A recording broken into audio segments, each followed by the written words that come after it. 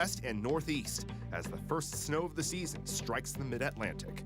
It is pretty powdery, so just kind of give you, it's not super wet. How cold is your home? We have tips on how to keep it warm and safe while protecting your wallet. They're running longer and harder than they have leading up to this point. Earthquake alert gone wrong. Reports of a quake in Nevada were sent by mistake. If this earthquake had been real, we probably would have seen damage to some residential and commercial structures. As we mark Pearl Harbor Day this weekend, a look at the role weather played on the day that will live in infamy, and the new tool that's helping both firefighters and farmers. From our nation's capital, this is the National Weather Desk. Good morning and welcome to the National Weather Desk. I'm John Rogers. It's another day of bitter cold weather in the Midwest and Northeast and here in D.C. Many cities will set record lows today. There could even be a few record cold daily high temperatures too. So let's go take a look now at some low temperatures this morning. Look at these screens here. The mercury fell to 3 degrees in Peoria, Illinois with a wind chill of 6 below zero. Yikes. It was just 1 degree in Flint, Michigan. Very warm there. Punxsutawney, Pennsylvania. That's where, of course, the groundhog will tell us that there will be an early spring. Right now, though, it looks like an early winter with a low of 3 degrees and a wind chill of 8 below zero, folks. And finally, Lake George is north of Albany, New York. This morning, it was a lovely and balmy 4 degrees below zero. Let's go take a look right now where the cold is at the moment. Even as that moves out tonight, a second batch of cold air pushes into the northern plains and Midwest tomorrow, keeping some places in the single digits. And then there's the snow that's falling over portions of the mid-Atlantic, including Virginia, West Virginia, and Maryland.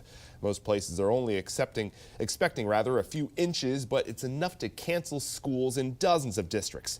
Meteorologist Thomas Battle is in Lynchburg, Virginia, where the snow was coming down steadily this morning. It is very cold outside.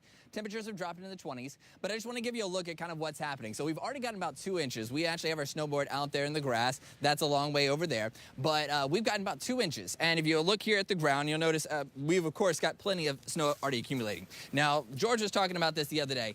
It is pretty powdery, so just kind of give you, it's not super wet. I would say it's in between. It is pretty dry snow. And I also wanted to bring you over here and show you what the roads are kind of looking like. So this is our parking lot right here, and I hope you can still kind of see me, but the roads didn't really have much of a problem keeping it down. I was wondering whether or not it would be too warm yesterday and melt a lot of this, but it is pretty much sticking easily. And the roads are still slick. Coming in, we've had a few issues. There's plenty of snow out there. Still pretty, though, and yesterday's storm brought several inches of snow to southern Vermont. Now, no question that folks living in the Green Mountain State are used to lots of snow. But this first storm of the season, along with the accompanying winds, certainly made it look and feel like December. People who live in Syracuse, New York, are also used to winter. It is the snowiest city in the nation, after all. But as Gary Robinson Jr. shows us, some people just can't wait for spring. It's not winter yet, but you wouldn't know that by looking around. After multiple snow events and Thursday's below freezing temperatures, people are already feeling the shift. Honestly, I'm not really liking it. You know, as a kid, I used to love coming here actually and going snowboarding with my grandpa, but nowadays, you know, I'm older, I have to drive in it, and it's not the funnest, you know, it sucks. AJ says his son loves the snow, but for him, the cold is starting to get old. Honestly, when it's this cold, I just prefer to stay in, and I'll take them on a better day, and you know, when it's not so windy out and it's not as unbearable to be out in. Others, they say, bring it on. I like it because, you know, you get to ice skate, you get to go skiing and Skip stuff. school. You don't like it? No, I don't like winter, I'm not gonna lie. It's cold. And it also, snow makes you late for everything. For now, whether your team let it snow or team move me somewhere warmer, Central New York is already giving us a preview of what's ahead. Snow does make you late for everything. I like that. Well, thank you so much for that. Well, when it gets really cold outside, keeping your home warm without breaking the bank can be a big challenge. Kirsten Linkwitz spoke with the experts to find the best ways to avoid a cold house this winter. Yeah, we've had an excessive amount of calls here since the snow fell. The coldest temperatures of the season are knocking at our front door. Local technicians in Central Ohio said they're seeing an increased demand in service calls. Systems are running longer and harder than they have leading up to this point. Technicians here recommend you change your air filters. And as far as the thermostat is concerned, set it at a comfortable temperature. Don't adjust your thermostat back like 5, 6, 7 degrees when you're not home or at night, because all of those energy savings that you had when you weren't using the system, you're going to use a lot of energy and the system's going to run for a very long time to make up ground. Go around your house and make sure your registers and your vents aren't blocked by furniture or drapes, because that's going to decrease the amount of airflow. And if you have an all-electric system, go outside and check your outdoor unit and make sure there's no snow and everything that's covering the top of your heat pump that could obstruct the proper operation and stuff of your heat pump outside. There are some ways to save electricity when we can. Allow your home to kind of heat up with that natural sunlight, closing your blinds at night so it'll kind of keep that heat in. And to keep your pipes from bursting. If you live in an older house, or like I said, if your plumbing is running underneath the house in a crawl space, it might be a good idea to drip a faucet, especially when you get down in the single digits or teens, like at night. Well, a big scare in Nevada on Thursday. The U.S. Geological Survey sent an alert saying there had been a 5.9 magnitude earthquake. The only problem, though, it wasn't true. It never happened. Sophie Lincoln has the story. At about 8:06 in the morning, residents in northern Nevada and even as far out as Los Angeles received an alarming phone alert reporting a 5.9 magnitude earthquake near Dayton, Nevada. But oddly enough, no one seemed to have felt it, with one Reddit user posting, quote, "I'm literally at the epicenter. Nothing. It didn't happen." If this earthquake had been real, kind of close to Dayton and Virginia City, we probably would have seen damage to some residential and commercial structures, especially some of the historical structures. About 20 minutes after the alert went out, residents received this message stating that the original alert had been canceled.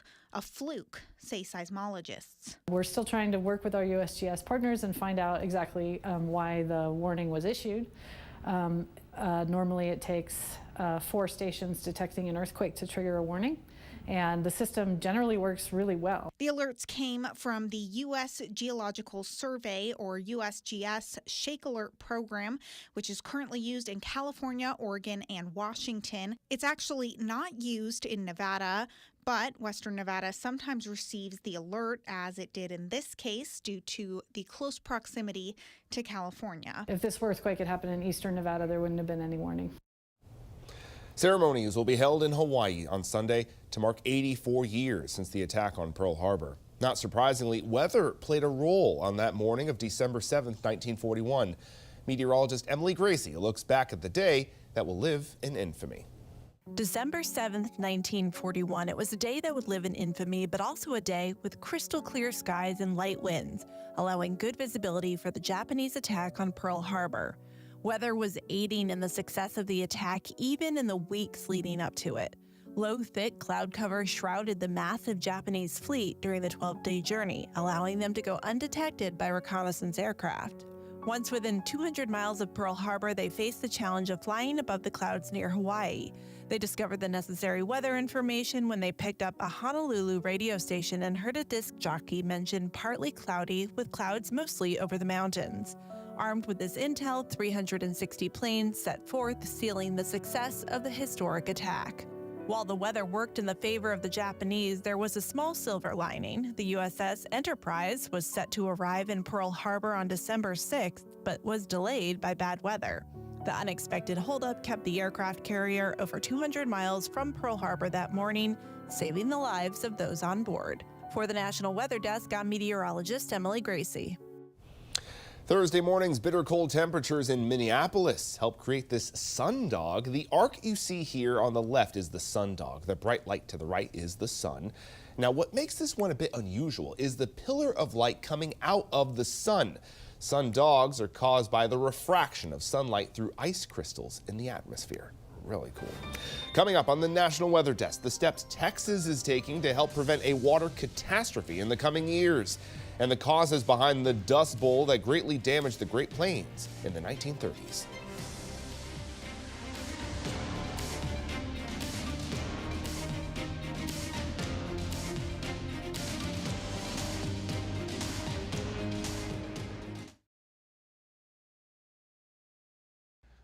I'm meteorologist Charlie Lopresti with Look at the Northeast. We're tracking a lot of sunshine in the Northeast today. We'll have lighter winds than last night, but it's going to be chilly. Temps today will struggle to get out of the 20s. A few spots down in northern New Jersey and perhaps New York City will top out in the low 30s. Here we are this morning, some single digits and teens. They're those 20s I was telling you about. That's 1 o'clock in the afternoon today. Now, as we go through our Saturday, notice more clouds mixing in. There could be a few rain or snow showers with temps back in the 30s. I'm Chief Meteorologist Gerard Javeli. Here's a look at the Mid-Atlantic region. A disturbance bringing snowfall to parts of Virginia and Maryland will exit as we move through Friday afternoon. Behind it, clouds will linger and even some foggy conditions, but it will not be as cold going into your Saturday. Temperatures already very cold, but we'll get stuck in the 20s to 30s for your afternoon. By Saturday and Sunday, we'll actually get back to the 40s almost everywhere. I'm meteorologist Charlotte Carl. It is going to be another chilly day for most of us. North of I-10, temperatures will be in the 40s this afternoon, upper 30s in Raleigh. We are going to see temperatures in the 50s closer to I-10, and then 70s and 80s south of wherever that front is continually making its way through. So what that means, the front will be making its way across the panhandle, keeping temperatures cool and comfortable today. We are going to see lots of cloud cover through your Friday evening, and also the potential for a few bubbles of storms in Florida.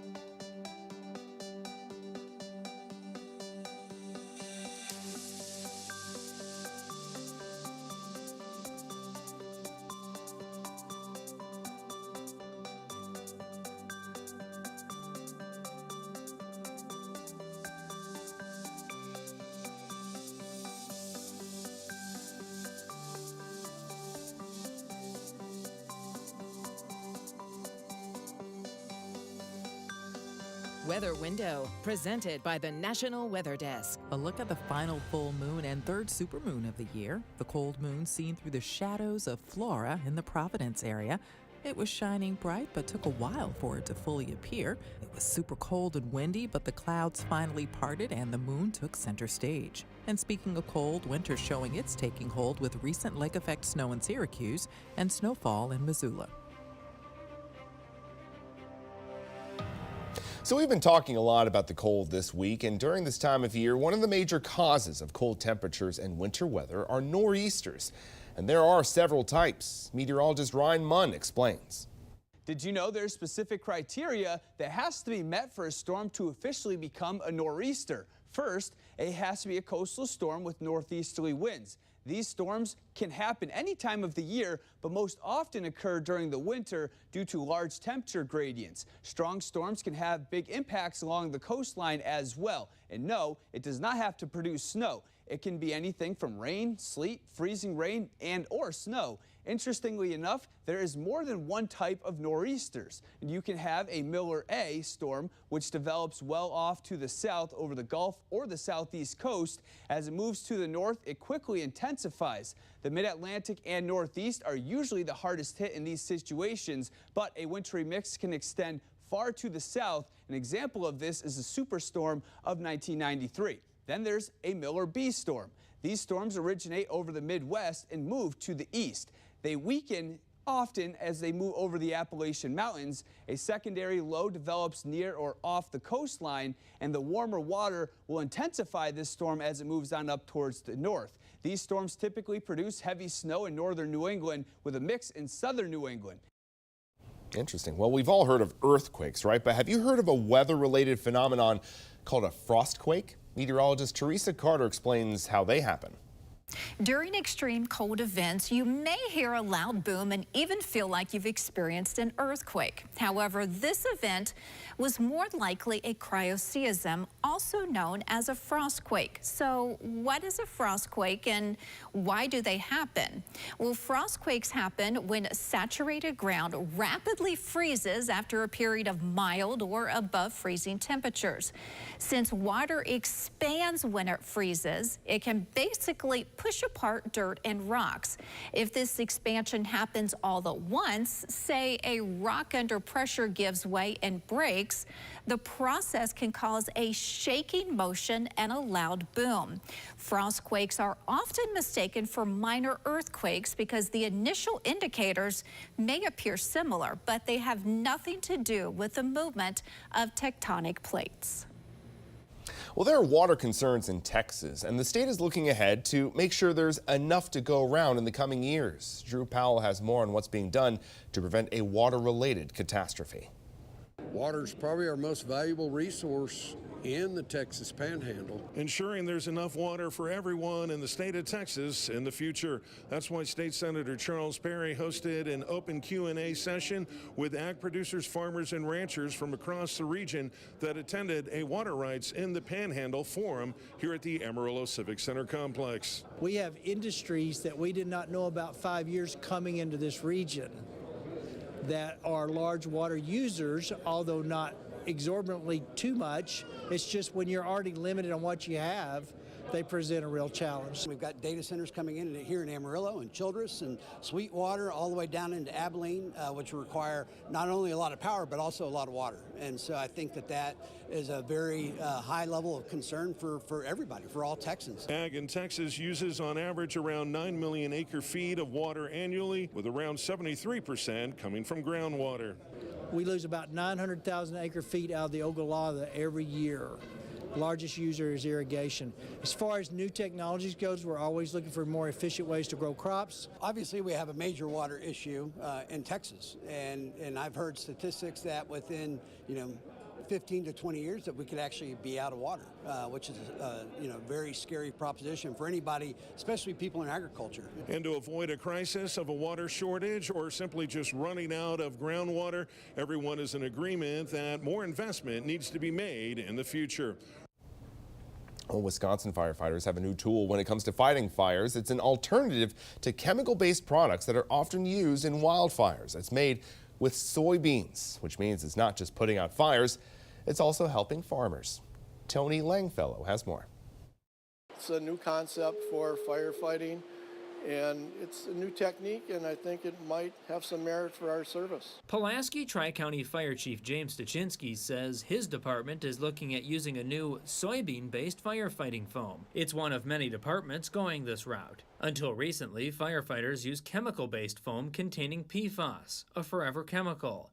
But this new foam has many benefits. Good for the environment, it won't harm it, and it's good for the firefighter too on their health side and the gear that we have to use for the foam. PFAS in suppressant foam has led to a 9% higher risk of cancer among firefighters, according to the CDC. Foam is used instead of water to help knock down the flames faster. Foam actually, it makes it like a blanket. It takes some of the oxygen away. It helps put out the fire and secure the scene, a safer scene. The switch will also be beneficial to Wisconsin soybean farmers, who have been in the red since losing China from the soybean market. It should be a win-win for everybody. Obviously, it's going to take some time, but we have to take these first steps. David Mickelson is a crop farmer in Dane County. He says the use of soybean-based foam won't replace the loss of China, but it's a step in the right direction. I do think that you're going to see pretty rapid adoption as it's something that makes a lot of sense, especially as we continue to tighten restrictions on PFAS within firefighting foam. Back in Pulaski, the fire department will keep training with soy foam throughout the winter and spring. If everything goes as planned, the new foam will be in use by midsummer. In the 1930s, massive dust storms swallowed the Great Plains, turning day into night, choking people and animals for nearly a decade. This week on our podcast, Off the Radar, meteorologist Emily Gracie explores the multiple causes of the Dust Bowl. Here's a preview of that episode. In the early 1900s, the Great Plains stretched out under spacious skies. Gently rolling hills and fruited plains that ripple west towards the Rocky Mountains. Vast stretches of farmland stirring visions of amber waves of grain, full of promise for those brave enough to build a life there. Now picture a massive cloud of black, growing larger as the winds sweep it across the landscape, seemingly consuming everything in its path. We had dust storms that were lasting for like several days nonstop, day and night. Visibility often went down to zero. Everywhere it goes, this cloud brings sickness, crop failure, and death. The dust was so thick that people were literally choking on it. People were getting sick, livestock were dying. It's not the apocalypse, it's the American Dust Bowl.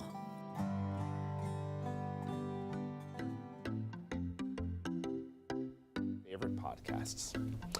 And time now for a short break, but first we take to the skies over sunny Sydney, Australia.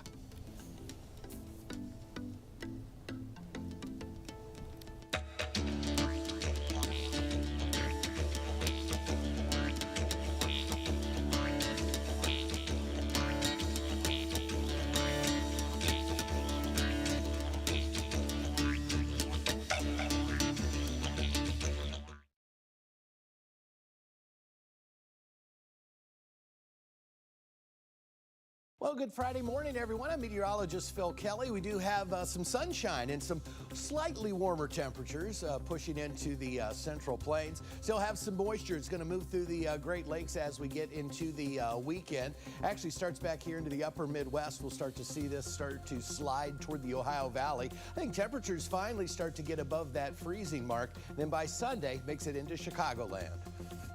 Good Friday morning. I'm meteorologist Joe DiCarlo. Look forecast across the region. We're tracking more light showers from southern southeastern Texas into southern Louisiana. The closer to the Gulf Coast you are, the better chance for a few showers through the day today. It'll be a cool one, 40s and 50s across much of the region. As we head into the weekend, we'll keep the rain around from southern Louisiana and then moving to the east by Saturday evening. Otherwise, we're clearer, temperatures ranging from the 50s into the low 70s for those afternoon highs.